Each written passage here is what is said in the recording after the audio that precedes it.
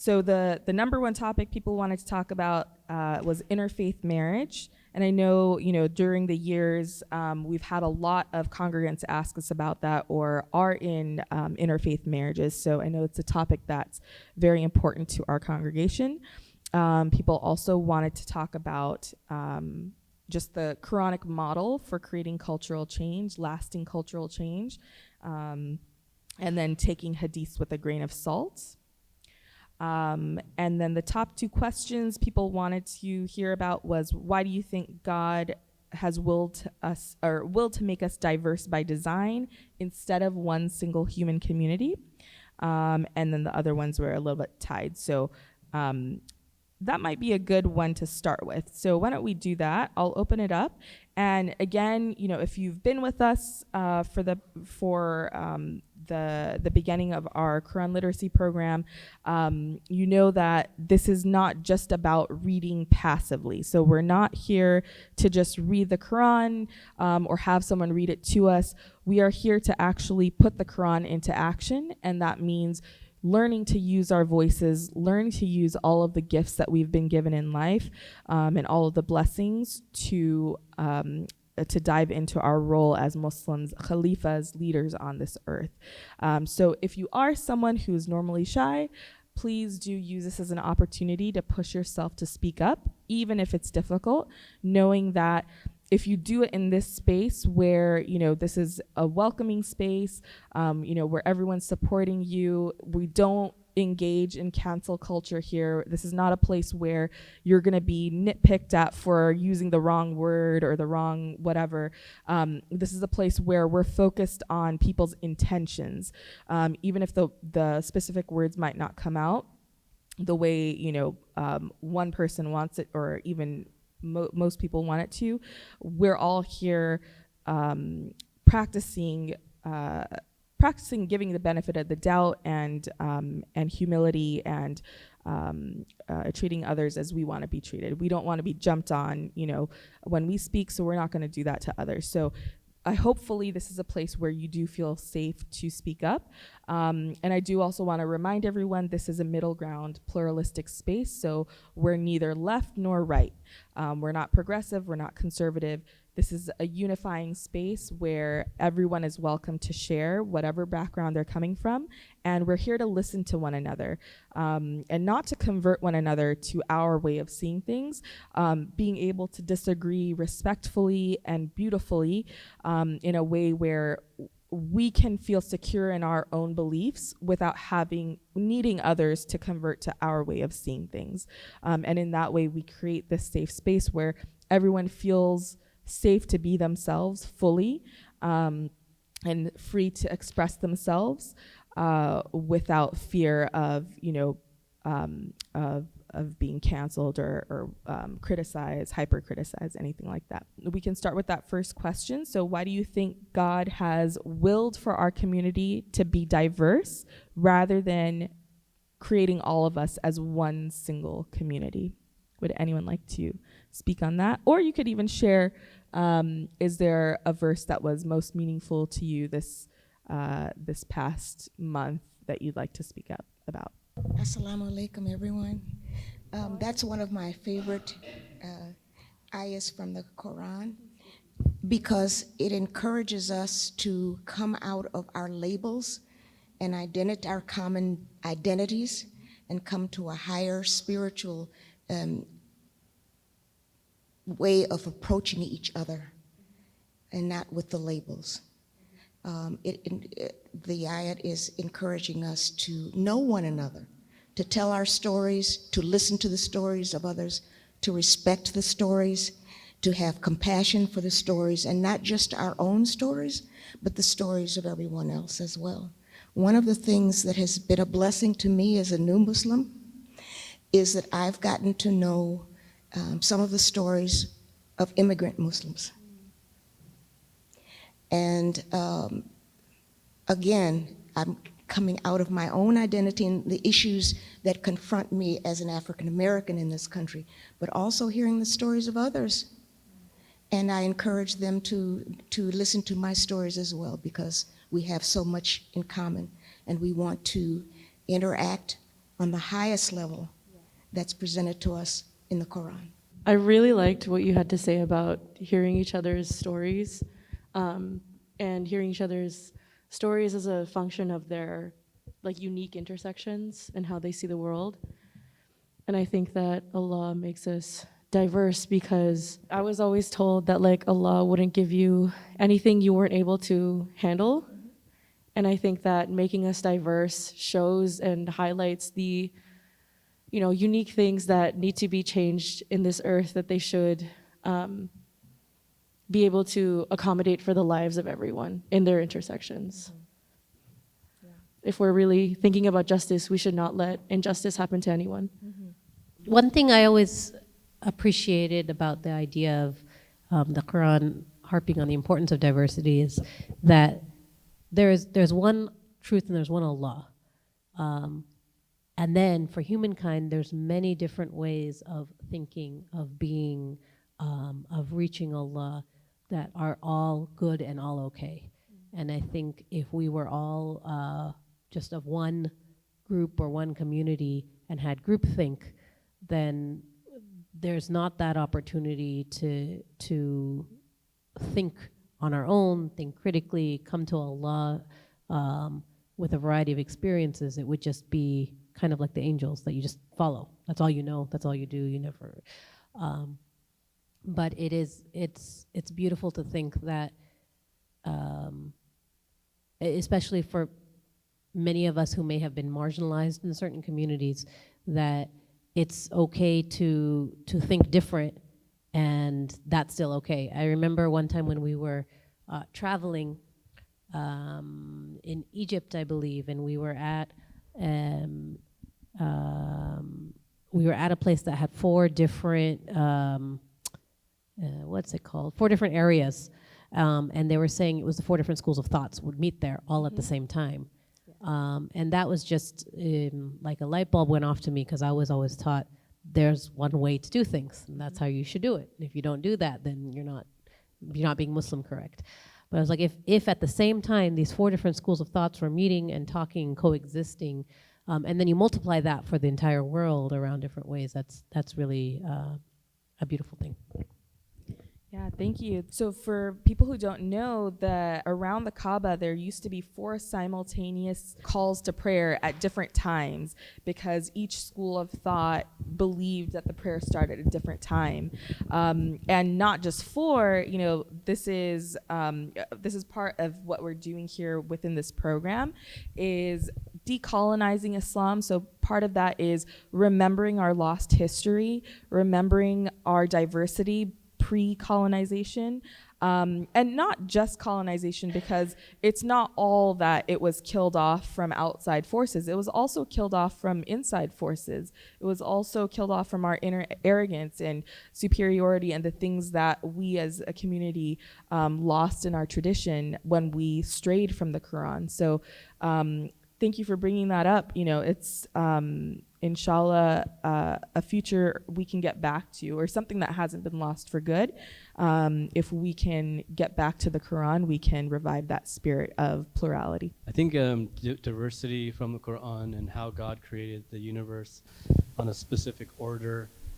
Within that order is diversity and beauty, with different heights. I mean, not everybody can play basketball like Michael Jordan did, and or sing like Beyonce, and so there's a recognition of God in all things diversity. So someone who I was told La ilaha illallah, that there's no God but God, is to witness diversity, and to be the opposite of that, being racist, would be to be ungodly, and to not acknowledge that there's a creator that created the universe. So. I'll go ahead and share one of the things that was in our curriculum. So the way I'm designing it is I just want there to be something for everyone. So sometimes it's a way to dive in deeper and explore more, you know, via research. Sometimes it's just a fun poem or something interesting. So this is one of those things. Here's an interesting theory on the symbolic act of bowing toward the Kaaba posed by the famous Muslim poet Shams, if we interpret the word hearts as our individual portals to God. So this is a famous poem on the Kaaba. God commanded us to pray in the direction of the Kaaba. Imagine this. People all over the world are gathered, making a circle. They bow down in prayer. Now imagine, remove the Kaaba from the middle of the circle. Are they not prostrating toward one another? They are bowing down toward each other's hearts. There are, different ways to just approach this material. We hope that it can be inspiring, on all levels, and hopefully get people connected to the beauty of the Quran and the Islamic message. Okay, anyone else would like to talk on the topic of diversity, or should we get into the juicy topics, the controversial topics? On page 53, or not page 53, day 53, just because I know everyone is, taking this program at their own pace. So I know a lot of people are even just starting, which is totally fine, no pressure. And I keep saying that because it's really important to me that people don't associate the Quran with obligation. So please do not take, our daily reading assignments as like, oh, I'm behind, or I'm failing, or this or that. Get those negative associations out of your whole religious process, because that's not what this program is about. The reason we've divided it up that way is just to help people finish it. So it doesn't matter if you finish in 1 year, 2 years. I think, when I was reading as a teenager, I might have taken 4 or 5 years. I'm not sure. But the important part is that you do finish it, because it's only when you finish the entire thing that you have the perspective of what is Islam and what's not. So when people are telling you, hey, that's not allowed, or this is Islam, this is not Islam, you actually are empowered with knowledge of what God says in the Quran, and in that way you're protected from being manipulated or misguided. So it's really important. Doesn't matter how long it takes you, just commit to finishing it on your own timeline. So for anyone who hasn't got to day 53 yet, and I would say probably about half of you haven't, so it's totally fine. I'm just going to go ahead and read the required curriculum reading for that day. So this was required reading on the Quranic model for instituting lasting cultural change. And again, this whole curriculum guide is just a jumping off point. I don't want people to take this as like the end all be all. This is just a model for how you can approach the Quran and think critically about it. So I really do encourage you, like when you see reflection questions in there, ask yourself your own reflection questions. Take these as a jumping off point to go deeper in a way that's unique to you and how you think. Don't take it as like, an assignment and you fulfill the assignment and you're done. Okay, so let me read this. The road back to God consciousness, or taqwa in Arabic. When you read the Quran this year, pay attention to the diverse combination of methods that God uses to end harmful societal norms that lead to inequality, such as wars of offense, slavery, usury, that's interest, dealing in interest, polygamy, and intoxicants. Here are just a few of God's social healing methods. So these are just a few, and I would love to hear if any of you guys have picked up on other methods that are in the Quran. So one method is placing incremental, complex restrictions on harmful cultural practices or behaviors before finally granting either a full stop or a set of requirements that's so difficult to fulfill that it makes the harmful activity impossible to continue. Another method is purifying harmful institutions by raising awareness and empathy for the vulnerable, and by giving them greater rights within that bad institution, at least purifying the institution incrementally that way. Holding a toxic system accountable by applying its own language, frameworks and value system against itself. So sometimes you'll see God saying like, using the metaphor of money or taking a loan. This is a good loan, right? Versus the bad loans that you'll get in the temporary world when you take a loan from God in terms of giving charity. God will repay you. So using that same sort of language and framework so that people are met where they're at. They can understand what God is saying. And I would argue this next one is the biggest method, cultivating exponential intrinsic motivation. So if you guys don't know what intrinsic motivation is, it's a fancy way of saying inner motivation versus external or outer motivation. So, are you gonna hike this hill because someone told you to hike it, or are you hiking it for your own inner motivation? Like, I wanna reach the top, I wanna see what's on top, right? And it's very easy to get quick results out of people by using external motivation like threats or telling people, you have to do this or you should do this. But to get lasting change, we need to be motivated inside of our souls. And Islam and religion is a really effective way of doing that. Okay, so cultivating exponential intrinsic motivation for individuals to change by rewarding new and improved behaviors with promises of God's bounty, forgiveness, and paradise, and threats of hellfire for a refusal to change. So again, that's within our souls. Like, that's such a powerful drive for us to stop ourselves or push ourselves. Another method is meeting people where they're at and providing a compassionate path for reparations and forgiveness when mistakes are made so that people don't relapse, right? If anyone has worked with children or has children, right, if they believe that they're bad, they will rise to that expectation. If they believe that, oh, I made a mistake, but I can get better, then they'll keep trying. So when we shame people, cancel people, or, say that, there's no path to getting better, we're pretty much condemning them forever, and we're also hurting ourselves in that process. And then finally, and ultimately, solving all societal inequalities through prevention by setting the groundwork for social ills to never return, if people first inoculate themselves by consistently practicing Quranic teachings, aka Islam.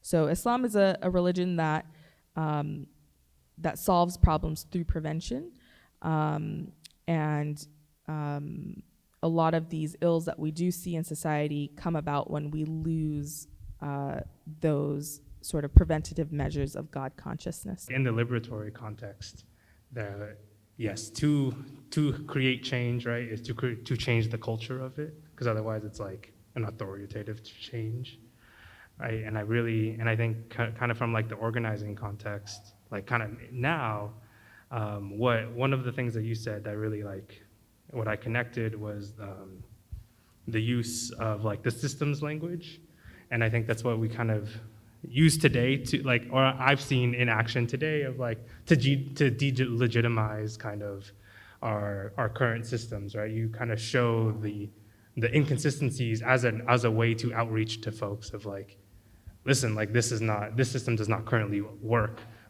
even within its own logic, right? Kind of thinking about Western imperialism and colonialism, right? Where that even their language. So I feel I don't know. It's very revelatory, I guess, to really see that, to have that as a what's the word, as a guide, is very empowering, and then as long kind of associated with the discussion you were having with the diversity. I feel even the historical context of there's so many different schools of thought, and what y'all are trying to do here now of how do we all kind of reconcile this? I feel that is such a in itself the the culture that allows for kind of like change and liberation to grow. So yeah, I think I'm more just wanted to say I appreciate this thought. I guess yeah, for me, someone who is coming from outside of their religion, so to see that it is like this very liberation based kind of idea.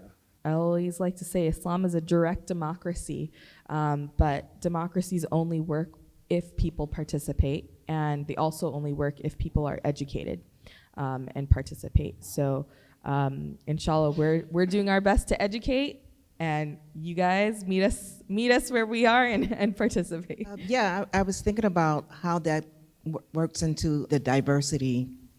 And if we use that as a jumping off point, then it says that we can't other anyone, which is really the source of the social injustices that goes on. So that becomes something that's so important to changing the type of culture that we're talking about, that we accept first that, diversity is a part of what God has created for us, and it's a good thing. So now that we know that, let's stop othering other people and other things, and by other things, I mean the environment, the way that we other that in the same way that we do people. And if we can do that, then we can bring about a just society. And I think there were a lot of places in the reading that we did over the month that said that when we do that with God consciousness, then we'll be rewarded this garden, a blissful garden. And I kind of saw that as we'll be rewarded with ecological abundance if we can just learn to do that. Dr. Nayawiyah did a recent khutbah, so we have paused our Jummahs, our Jummah program for this year as we launch this new program. Ideally, the hope is that graduates from our Qur'an Literacy Program want to take up restarting the Jummah program at the end of the year. We'll see. But her last khutbah was on relating the equality of the human to how we treat the environment. And so we are fundraising during Ramadan. This is our fundraising season, so we do encourage you to sign up to be a monthly donor, or you can give a one-time gift. We do encourage you guys to give generously. Sarah. One thing that really struck me was the footnote that kind of explained a little bit more about the punishments for stealing. And I'm hoping to learn a little bit more about that through the text of the Quran as we go on. But it talked about how there's kind of these extreme punishments for stealing, but those could only be justified if the basic conditions of an Islamic community weren't met, such as, in a Muslim community, everyone is supposed to have enough food, a suitable house, all these kind of basic human rights. And so you couldn't justify these extreme punishments if those conditions hadn't been met. So I'm curious as we go on to learn a little bit more. I know there's kind of individual calls for we should give to charity, we should liberate the oppressed, we should help orphans, but I'm curious to learn a little bit more about the social structures that are in place to kind of guarantee how do we make sure everyone has the basics. So that was really interesting to me. Yeah, I wonder, is there any place in the world right now that guarantees those basic necessities being met? I don't know. Does anyone know of a place? Well, I just know of Imam Hamza Yusuf. He started a town in New Mexico somewhere. So, yeah, but that's probably the closest thing I could think of to social structure and things being in place the way they should. So why don't we switch into our highest voted topic that you guys want to talk about, interfaith marriage. So I know that we have participants who are in interfaith marriages, and it would be really great to hear from your firsthand experience. Before we discuss as a community, it's always great to first hear from the people firsthand who are dealing with this issue and the complications and maybe the pushback, and hear from that sort of empathetic lens first. So, and specifically for those who haven't gotten to that day yet in the curriculum, I'll read maybe a little bit of it. So unique to Islam, Muslims are allowed to marry outside of the religion with people of the book, aka monotheistic believers from the Abrahamic religions, Judaism, Christianity, and Islam. Viewed with the Quranic context of expanding rights and protections for all women, today's verses should be seen in the exact same framework as a further expansion of women's marital rights to include women of the book, so that they are not taken advantage of in the same way previous verses expanded marital rights and protections for formerly enslaved women. So specifically, this section was talking about interfaith marriage. Culturally speaking, it's generally accepted as a common practice for Muslim men to marry Jewish and Christian and Muslim women, but we don't often see the crossover for reasons that were explained in the footnotes and also in the curriculum. I was raised Christian. I almost had an interfaith marriage. I had an interfaith marriage for 1 week because I was just going to be spiritual. I was kind of worn out from church and seeking in the whole 9 yards, and I married my husband on a Saturday and made Shahada the following Friday, just because, Allah chose that. But I would say the prescription for interfaith marriage is already in the Quran, because Allah has said what our rights are as women. So when you're choosing a spouse, you want to choose someone anyway who's going to respect you and your womanhood and all of your rights. And these rights, as they're prescribed in the Quran, they're not in the Bible in that way. I was not a Bible scholar. I'm not a scholar of anything, really. But I know it's not written in that way. And so I think people should choose who resonates for them and who can be a good partner to them, regardless of what the religion is, but just be cognizant of, if this is your religion and you follow this faith, is it going to work with the person who maybe is agnostic or Christian or Jewish or metaphysical or whatever it is? And I think many times it can work, if you're respectful to each other. And for the woman, you just use your Quran any way you need to, show the passage. No, don't hit people with the Quran. But but your Quran is your cover. It's your power. All of that information. So, I've seen many couples, I think, that are interfaith in the deen, and they work through it. Mm-hmm. And I think, because I'm a convert and I was a mature convert, I tend to know other converts, and women coming to the deen all the time. I can't really speak for what men are doing, but someone I work with was a convert after marrying a Muslim woman. And, it seems to work very well for them. I think he takes great comfort in Islam, and it resonates for him. So I think in these particular times where there's this turn towards conservatism in our country and in many places, then again, the Quran is your guard to say, okay, but that's not what we do. That's not what God has prescribed for us. That's not what we have to do. But if you know the Quran and you know your rights, why would you pick somebody that's not going to respect your rights? And so I think most people can navigate this. And I would encourage people to navigate to love, to get what you need in this life. And, Allah supports that. And it's already written. If you end up with, whoever you end up with, okay, Allah is okay with that. Hold on, I have a follow-up question for you. And then just be sure to hold up the mic like this. So, we talk a lot about marriage and interfaith marriage in terms of rights.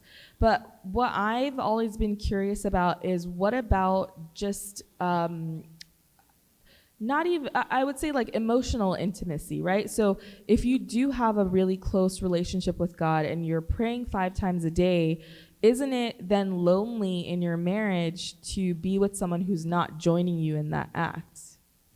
Okay, I can't say that I experienced that, but I would say, yeah, that would be lonely. I can say that, what I experienced is everybody has a different interpretation of Islam, and I married an African-American male that came through the first. So his tendency was probably a little bit more, not so much conservative, but it was a little more rigid at times, and we had to work through that. But that's the same thing you would work through maybe in any marriage. You're not gonna be, simpatico all the time. So I use the 80-20 rule. Like, if I'm getting 80% of what I want. So he was 80% of the 100% that we aspire for. And as long as we stay in that 80%, the 20% I can navigate. On the 20% day, it's like, okay, you do you, brother, I'm gonna go over here and do me. And so, but that's things that we do, I think in all relationships, so. Hello. I'm kind of in one with this one right here. And yeah, I was, born into the faith, although they didn't teach me much, so I'm coming back. And my partner was raised Catholic. And I think what you said of how it's all negotiations, I think in regards to like the loneliness, I'm not on my deen like so far as to like be routine like that.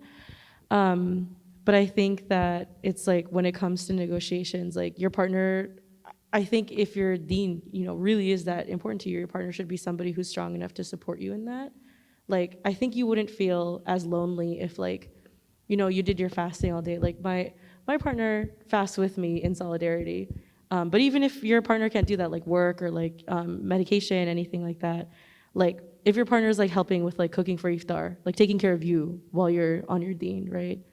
I think it would make you feel less lonely. As I listened, it made me think not necessarily of marital relationships, but I think I'm a person who embraced Islam as an adult, a mature adult.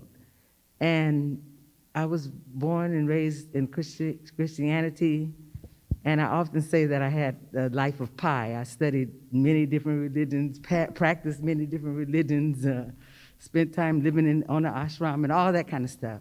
But that's neither here nor there. But it's to say that when you experience diversity in life, it does transfer into your religious experience and into your marital experience. And there's two things. In Islam, there are different people who have different ideas about what Islam means, what this rite means, and what this practice means. And even marrying a Muslim person, they may not be of the same ideology or the same, it's one Allah and one truth, but the way that we express that is different. So there is a lot of negotiation that does have to take place. And we do have the Book of Allah, but as I said, interpretations differ. So in that way, there's some diversity even within the same religious background being married. Secondly, being the only Muslim that I know of in my family, we learn to negotiate with our family members. Not everybody knows what Islam is. Not everybody accepts it. Some of us are brainwashed by the media, and others are open and they see us in our practice. I remember my daughter, she was at UC Davis and she came home for the weekend and she told me, she said, "Mommy, this is good for you." She said, "I see this is good for you." I was saying my prayers and reading my Qur'an, and she said, "This is good for you." And that's how I feel. It's good for us. So whatever we have to negotiate that's good for us in our dunya and in our akhirah, that's the way that we should negotiate it, in my opinion. Beautiful. I was thinking about what you were saying about the loneliness. Yeah. And maybe this is just general relationship advice, but I think it's true. If you do feel some sort of way about your faith, right, and how you practice it and how it plays a role in your life, and, this is not being necessarily, I think, reciprocated, like you were saying, like, if they're able to meet you at some place, right, the negotiation, then I think that's a relationship. But then I think it's also okay to be like, if you're not meeting me here, like, I feel like, it's almost like it's okay, I kind of, this is maybe going the opposite, but it's okay if it's like, I don't want kind of an interfaith relationship because it's like, it means something to me, right? Not to like dissuade anyone, but like, it's just, I think if it does mean something to you, I think that's a fair thing to say, being like, I you want to be a partner to say that you know me at this kind of intimacy level, right? What that means is to know, how I'm seeing the world in this intimacy level, right? And also agreeing with me, to be honest, I guess, right? Like believing in that deeply. And I feel like that's the conversations that we have a lot, too, of like, kind of because you're, my partners, they're kind of come backing into it. I think, I think the way I was raised Catholic made me not kind of be a religious person, but at the same time, there's something still inside of me that's like, oh yeah, God's still there. You know what I mean? Yeah. And so I think that allows us to have conversations of like, it's still this idea of faith and spirituality and like having kind of connection, I don't know, with Allah, I guess. And it's like with this higher power, it's like, it does mean something, right? And I feel like it'd be fair if like, I could not like feel that for you to be like, I need someone to feel that, because otherwise what is this relationship then? Like, why am I committing myself so much to you and I'm not even getting back? So I think it's like, it's the negotiation. And I think having the Quran being like your backing of like, I am not going to, what's the word? I'm not going to kind of, Compromise? Or like spend this much time. I'm not gonna compromise my own deep feelings of my life just so I can say I'm continuing this relationship. So I think it's what y'all have been saying, how like the Quran just does empower women to have the relationships with themselves. And I think that is the important part, where it's like, why do you have to be tied to some man that doesn't even believe what you believe in? Yeah, and maybe not even like agreement. Like the way I see it is almost like if I love going to the beach and watching the sunset and someone doesn't ever want to go watch the sunset with me, it's like, oh, what's the point? Okay, we got. Yeah, sounds like my favorite time of the day. But elaborate, on the Quran, like you say, kind of a support. Like I mentioned before, I haven't started like fully deeply reading every day, just studying history. And my husband, he has been practicing when I met him. I've seen him like praying at least a couple of times, maybe not like fully, but at least reading through YouTube all like different prayers. But now I see he actually went down a lot. Maybe it's me who's not doing it too and not supporting. But even without reading Quran, I mean, when there is a disagreement, I always ask him, I was like, what Quran does say about that? And I think it's helpful because then he goes back to it. Or like I will Google and I'm like, what Quran says about that? And it's actually very helpful in, resolving misarguments or misunderstanding. But for me, like I said before as well, I wasn't that religious in terms of attached to any religion, but I always knew there is something higher than us. And for me, it only took to replace the word energy to God, and it all works the same way. I feel like we feel it inside of our soul, what's right, what's not.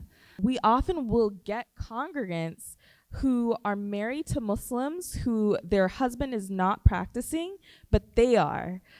So they married a Muslim, not Muslim, but now they're intrigued about Islam and they're getting more religious than their husband was. And that's been a pattern that we've seen in our circle over and over again. And it's really interesting. And it seems to be that, a lot of times, at least from what I've observed, is that maybe the husband is culturally Muslim, but he's not actually educated about what the Quran says, whereas the wife who's not Muslim, but she's actually interested in learning about the Quran and reading it, is finding the hypocrisies and finding the truth, and is falling in love with the truth of Islam versus the cultural, misinterpretations or political misinterpretations. Like sometimes it's not like he's very, very educated. He knows everything in every story, and that's how I started kind of learning it without even reading it a lot. But he's, sometimes you're not practicing as much as what you would like to, right? That's another, I think, side of it. Or you forget, or just it's easier in that moment to do however you want it to, or whatever. You just forget about it. I was thinking about one of the things in this guide it talked about is to view the verses in terms of how they expanded the rights of women. So that's one lens I'm using as I'm reading. And I'm thinking about these particular verses about interfaith marriage, in particular what you were saying about the rights that the Qur'an gives to women.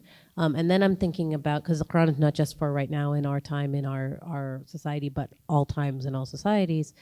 I'm thinking about places where women aren't choosing who they're marrying, and their family is choosing, and they're choosing for reasons of power or alliances or family alliances. And I'm thinking now about there may be times when they're married into a place where their rights are given up. And so this injunction might be a way to protect them from that, from their family making that decision on their behalf. So that's just an aha I had. It's so interesting how, we can look at the same words, but if we're using a different framework, we'll come to completely different conclusions. And that's, again, another reason why it's so important to read the entire Quran. So you have the full context of wow, this entire book is about giving all humans their rights, and especially women, especially girls. There's so many verses that that are framed or will talk about women in a way of expanding rights. And so when you have that whole framework and then you look at verses, you're going to come to different conclusions than if you're cherry picking and you have your own maybe agenda or kind of beliefs that you've been born into and haven't questioned over time. So with that piece, then it almost feels like it was a check not on an individual woman who's making a choice based on what she wants to do in her education and all that, but a check on the men who are making decisions for her. And that felt cool. On the topic of interfaith marriage, I grew up in an Islamic household, but I want to also kind of say it was vaguely Islamic because I did not grow up reading the Qur'an. I grew up with kind of vague interpretations of things being said, or just in Islamic, family members and things like that, just telling me what I should and shouldn't be doing because it's the Islamic thing to do, for lack of a better word. But through this kind of lens, I've gotten the idea, and I know we've touched on this briefly before, but perhaps the wrong idea because I'm not in that reading yet, but that men are allowed to marry outside of the Islamic faith to a monotheistic religion, but however, women are not. Women are advised typically are advised to marry another Muslim man. I haven't gotten to that part of the reading yet, but I did want to ask, what does it say? I know I will be doing it on my own and getting my interpretations on the footnotes, but yeah, just curious about it, if you could talk a little bit about that. All right, so here's a little teacher moment. Who is someone who has read up to this point who can give their recap of what it says? Has anyone read up to it? Come on, Sarah. Essentially, I believe your summary is correct, that it says Muslim men, can marry women of the book, including Christians and Jews, but that Muslim women should marry Muslim men. Correct me if I'm wrong. Can anyone else have something else to say? Bismillah. Assalamu alaikum, everyone. So. I've read the Quran a few times, I'm reading it again now, and what I garnered from that passage was men can marry anyone of the monotheistic religions. What I got from it was that's archaic. Women technically can, but it is advised that they stay within the Islamic faith. So what I got from it was that if women are seeking partners within the faith and they are unsuccessful in those efforts, then they can go outside of the Islamic faith to marry someone who is a Jew or Christian. All right. Anyone else have a different interpretation? I've heard that Muslim men can only marry believing women who are chaste. This is just what I've heard. And they have to be chaste, and they have to be believing in one God. So if they're polytheists, then you're not allowed to marry them as a Muslim man. So, and the same for women, I think. Okay, so Could be wrong though. I don't know. no. You're fine. So that's an upcoming verse that says basically the chaste men and chaste women are for each other. So it's kind of putting together different verses, but I'll give a quick recap. So you'll read about this in the footnotes, and you'll also read about it in the required reading in the curriculum. So there actually is no Quranic verse saying Muslim women cannot marry outside the faith. So this is an interpretation that came through the scholars. But usually, and again, there used to be thousands or hundreds and thousands of scholars, and due to different reasons, it thinned out, and then there were 4 or 5 major scholars, schools of thought that were left. So usually there is a lot of diversity of thought in their different opinions, but this was one topic that they all agreed on, and they all said, even though it's not in the Quran, we all think that Muslim women should not marry outside the faith. And so in the curriculum, I put in a few hadiths there and a few sources of history to give the context. So back in those days, 1,400 years ago, it was a tribal society where marriage meant you were literally leaving your tribe and going to live with another tribe. Oftentimes, the tribes were warring with one another. Add on top of that, when you were in a different tribe, you didn't have the same protections that your tribe was giving you. So because Islam expanded the rights of women during that time, any woman who's coming into Islamic tribe is getting more rights. And by default, any Muslim woman who's leaving her tribe, her Muslim tribe, is losing her rights. And so then marriage then becomes oppressive to the woman.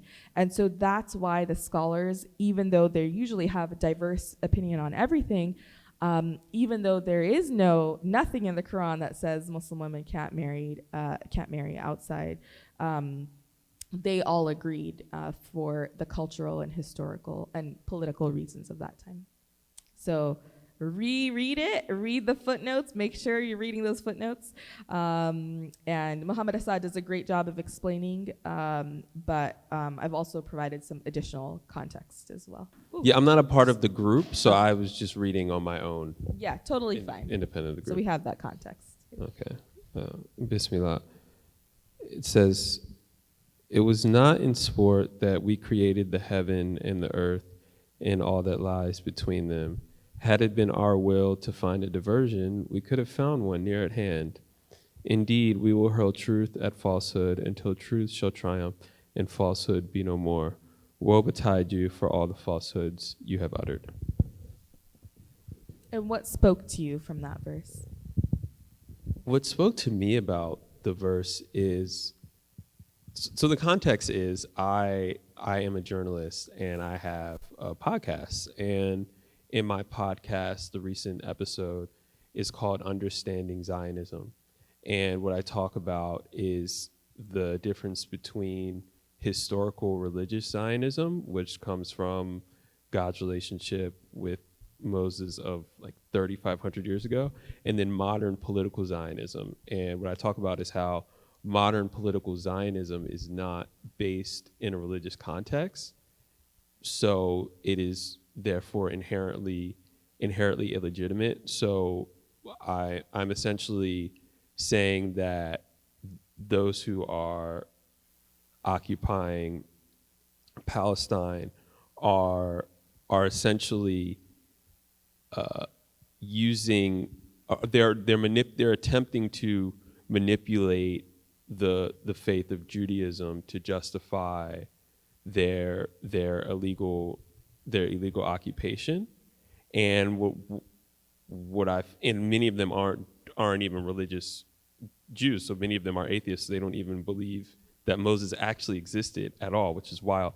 But just to wrap it up, I found that many people are afraid to speak up against the illegal occupation because they're worried that they will be called anti-Semitic, and they're afraid that they will be put into a class of people that seek to destroy the Jewish reality or Jewish people as a whole. So what caught me about this verse was the idea of hurling truth at falsehood until truth shall triumph. And I see, in a way, that's what's happening in Palestine, and that many people around the world are understanding that Israel is an illegal occupation, and many of these people that are occupying the land don't even believe in God.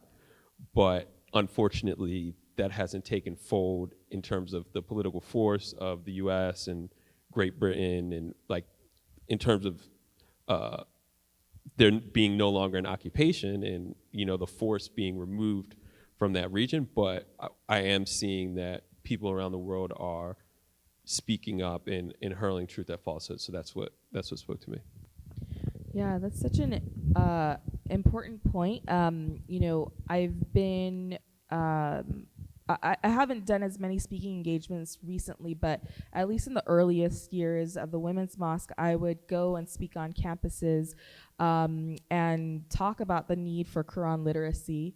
And every single time I did, someone would come up to me afterwards and say, it's the same thing in the Jewish community. We memorize the Hebrew, we recite it, but we don't know what it actually says. Just like Muslims, because I would say, Muslims have no idea what's in the Quran. If you guys knew, none of this would be surprising. Women's Mosque wouldn't be surprising at all. This is non-news. And it's just because we're not reading it. We're just memorizing the Arabic and reciting it with absolutely no understanding of its meaning. And every single time I would speak to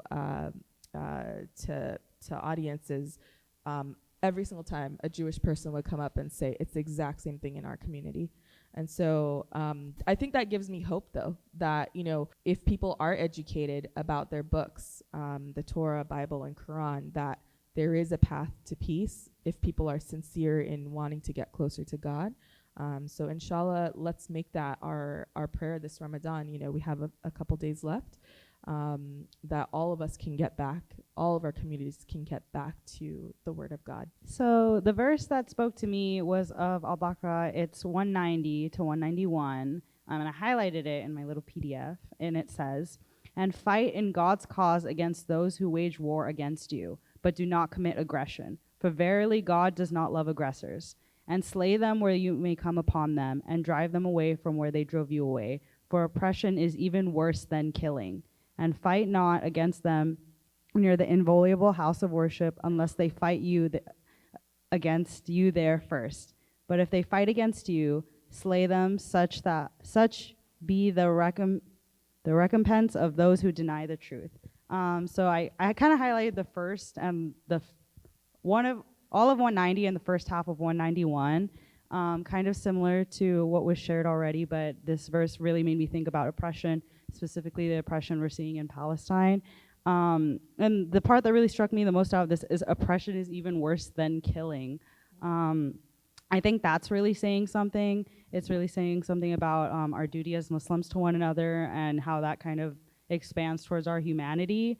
And that I really hold that dear. And then also I think in the larger context of concepts like jihad and struggle and fighting, and what Islam says about oppression and Islam says about fighting back. I like this verse because it does kind of tell us to stand up against oppression and stand up for what is right, and meet the force that is coming towards us, but do not exceed the force that is coming towards us. So yeah, I kind of really appreciated that verse, and I thought it shed a lot of light for me personally. Well, about that verse, actually, it was eye-opening when I read it, and I think they mentioned this in the guide too, to realize that's not the word jihad that they use there. It's the word qatala, which means fight. And to me, I always thought, because everyone talks about jihad, and this is the inner jihad and the fighting jihad. But then I started looking up the Quran anytime it talks about fighting, and it's the word qatala, not jihad, which literally means fight. So it's like how our own Quran has been weaponized against us in how it's been interpreted. So that was interesting to me. As I'm reading again, I think I shared in one of the first month that the first couple of surahs, because they are heavy and there's a lot of legal pieces and societal pieces, it's always been difficult for me to read. But this time in actually reading it, that lens that Allah talks about is think of it through Allah's mercy and God consciousness. And everything you're reading on this topic, where is mercy and God consciousness? On this topic, where is mercy and God consciousness? So as I'm going through that, I'm also seeing how much there is, because this idea of Islam not necessarily just being Islam as a religion as we know it, but Islam as submission to God, and that being a much more expansive concept, and how much they're talking. The first couple of surahs talk about the talk with Jews and Christians, or talk to Jews and Christians about that connection between the common stories. So all that to say, I just finished Maida. It's working? Yeah. Surah Al-Maida, which I had always heard translated as the table, but in Muhammad Assad's version, I think they translated as repass. And repass, my knowledge of repass is from my African American friends, where it's the meal after a funeral. And then they talked about the repast talking about the Last Supper with Jesus and the disciples. So that was just like, my mind was just blown, because I was like, all these concepts that are in other religions but still have to do with submission to God, it all kind of came full circle.